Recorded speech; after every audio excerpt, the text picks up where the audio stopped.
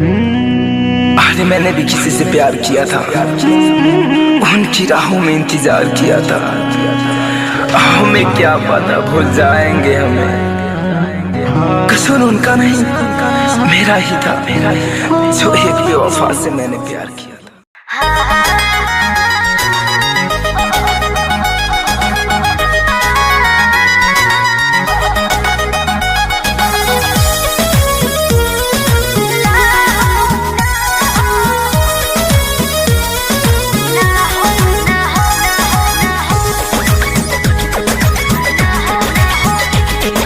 रोज खाली मिलना बुलाती हो, चुमा में पखान डगराती हो।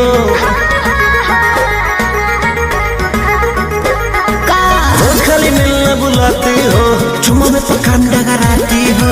असली चीज दिखा के दुरही से डह कोई भूखा हो ना हो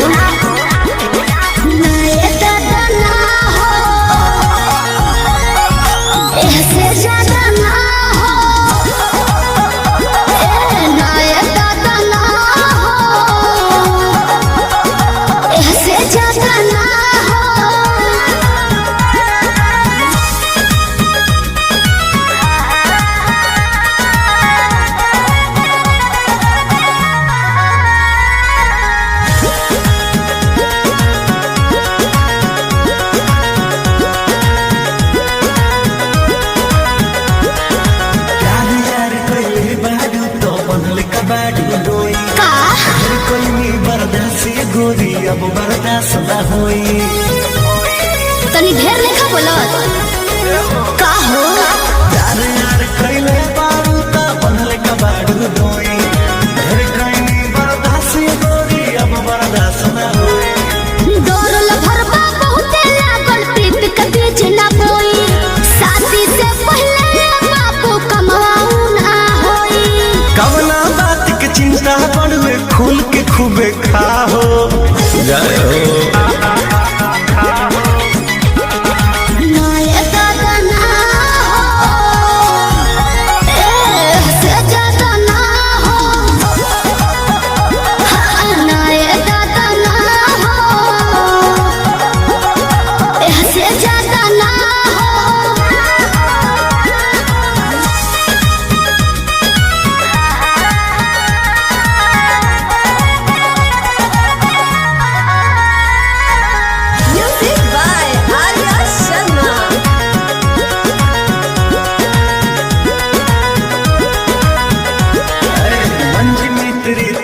जानू अब कैसा शर्माना, लब